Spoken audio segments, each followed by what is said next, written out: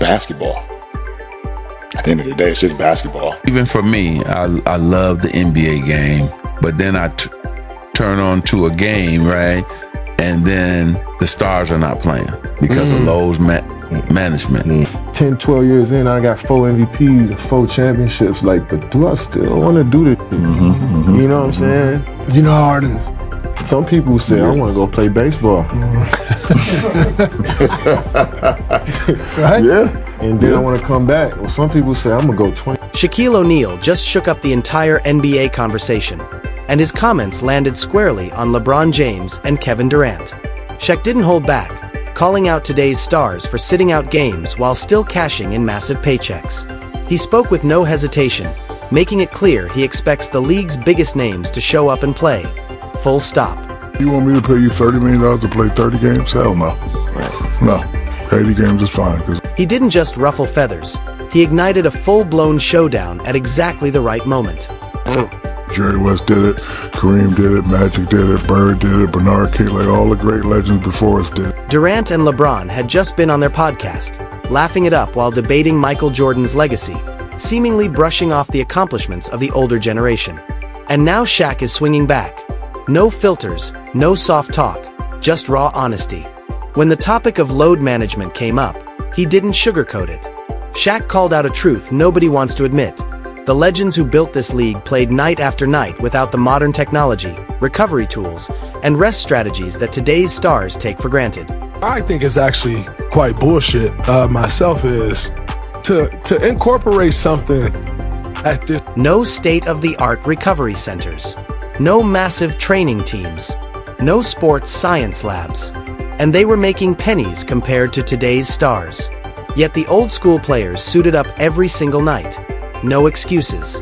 When asked if the NBA season now has too many games, Shaq didn't flinch. His response landed like a punch. If they had to do it, so do you. Straight up tough love.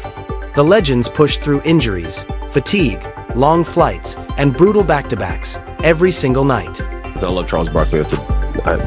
He's wrong. Yeah.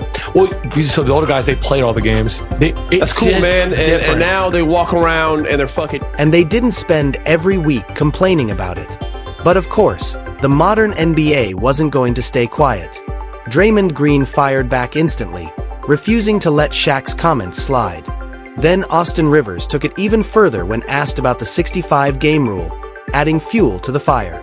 Definitely forcing players to play. We saw what happened with the Joel.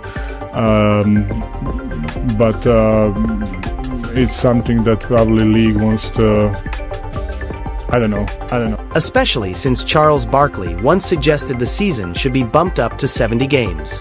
Shaq's response highlighted just how much today's players are defending their era. The modern stars argument?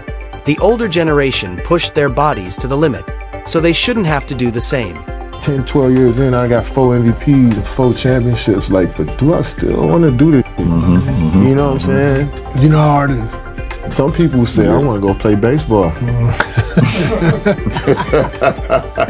Right? Yeah. And then I want to come back. Well, some people say, I'm going to go 22. They're acting like playing pro basketball while making life-changing money is some kind of hardship that justifies skipping half the season. It's just basketball. At the end of the day, it's just basketball. Even Nikola Jokic chimed in, saying forcing players to play when they don't want to is wrong, basically admitting he'd rather sit out if it doesn't feel right. Because when I play hard all the time. You know, there's no turn it on here, turn it off here. It's just 110%. That's the new mentality, and that's exactly what Shaq is going after. And honestly, he has a point. Modern players talk about being exhausted while signing contracts bigger than anything the league has ever seen.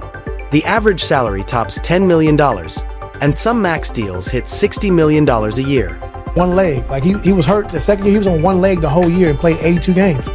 Like, and so he practiced every day and he played every game on one leg. And so he's like, man, MJ, why don't you just sit out? How can I be the leader of the team and sit out? Y'all going through all the credit? I gotta be. And dudes are sitting out because they played 3 days ago and feel a little drained. But here's where it gets spicy. At the exact same time, Shaq is blasting load management. Kevin Durant and LeBron James were on LeBron's The Shop podcast, low-key taking shots at Michael Jordan without even saying his name. They're too smart to call him out directly, but anyone watching got the message loud and clear.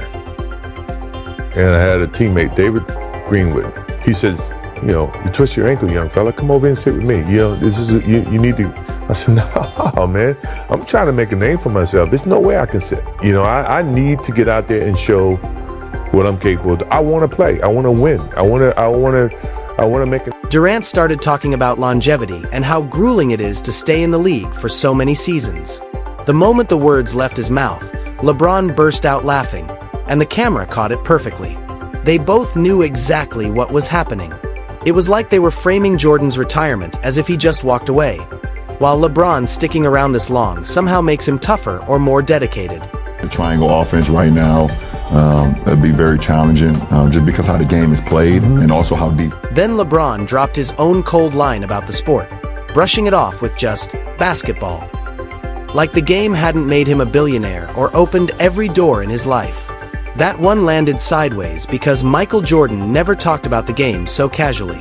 When MJ was asked about his mindset, his whole vibe was on a completely different level.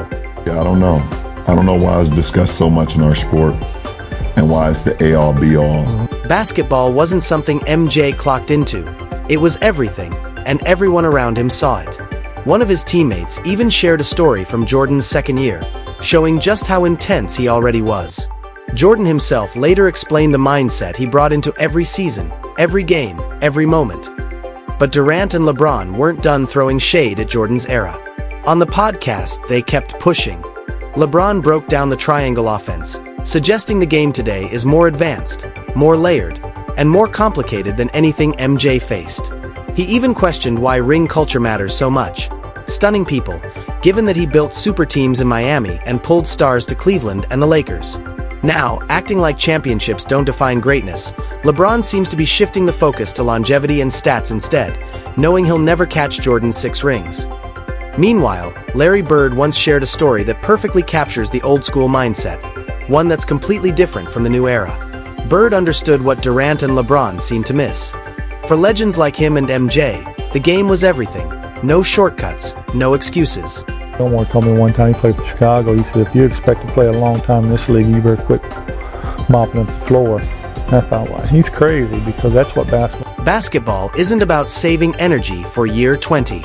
It's about giving everything you've got, night after night. Diving for loose balls, locking down on defense until your lungs burn, and doing whatever it takes to secure the win. 2.5 hours a day, 3 hours a day. Right? That's your job. That's what you get paid to do as an NBA player. What are you doing the other 21 hours? I mean, to me, that's when you should be preparing for your next. That's why Larry Bird played just 13 seasons, and why Michael Jordan only played 13 full seasons. They pushed their bodies to the limit because winning mattered more than stretching out careers. LeBron, on the other hand, recently admitted he's considering load management. And when asked if playing all 82 games is still a goal, his answer already sounded like he was prepping fans for the games he plans to sit out this season. The fans are there to watch me play. I want to impress that guy way up on top who probably worked his ass off to get a ticket. You really cared about the guy who sat in the top deck, right? Yeah, because I know he's probably yelling at me and I want to shut him up. So if the guys are coming to watch me play, I don't want to miss that opportunity. Now, physically, if I can't do it, then I can't do it. But physically, if I can do it, and I just don't feel like doing it. Jordan had a completely different philosophy, and that's what set him apart from everyone else. Well, it shouldn't be needed, first and foremost. I never wanted to miss a game because it was an opportunity to prove. The fans are there to watch me play. I want to impress. He treated being an NBA player like a privilege, not a burden. MJ believed that if you're getting paid millions to play, the least you can do is show up and give it everything every single night. And he lived by that standard. No way I was gonna take load management when the guys I named yesterday are Kobe or AI, Paul Pierce, Vince, or those guys coming. When someone asked Jordan directly about load management, his response left no doubt how he felt. Even Tracy McGrady, who played in a more modern era, understood the mindset. McGrady said that if he sat out against a legend, he'd feel like he was disrespecting the competition, the craft, and the history of the game. But here's the real issue with Durant's casual jab about Jordan playing baseball. It completely ignores the true story behind why MJ stepped away in 1993.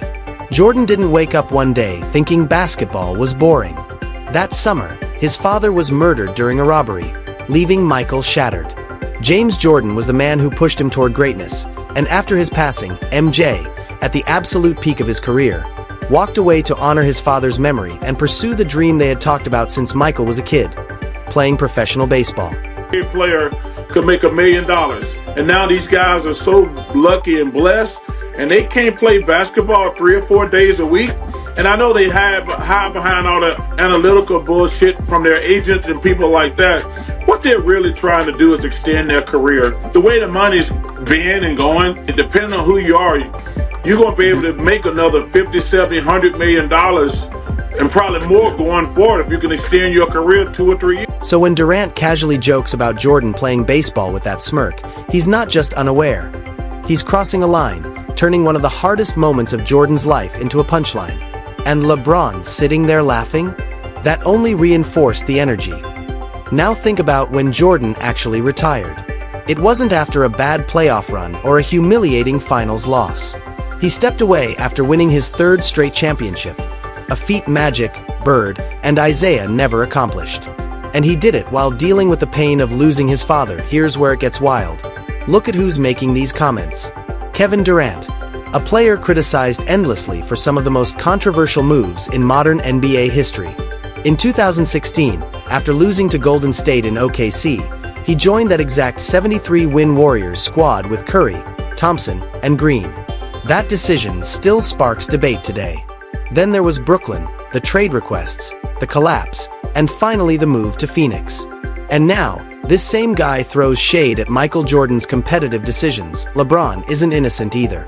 He left Cleveland for Miami after struggles, returned to Cleveland when the team declined, and then moved on to Los Angeles when circumstances shifted. Every time the path got tough, he found a new destination to reset. Meanwhile, Jordan never chased longevity. He chased excellence every single season, pushing himself to the highest level, elevating teammates, stacking championships, and dominating on both ends of the floor. Jordan played 15 total seasons, really only 13 full ones, and in that time collected 6 championships, 6 finals MVPs, 5 regular season MVPs, 10 scoring titles, and 9 all-defensive selections. That's not just greatness, that's historic precision.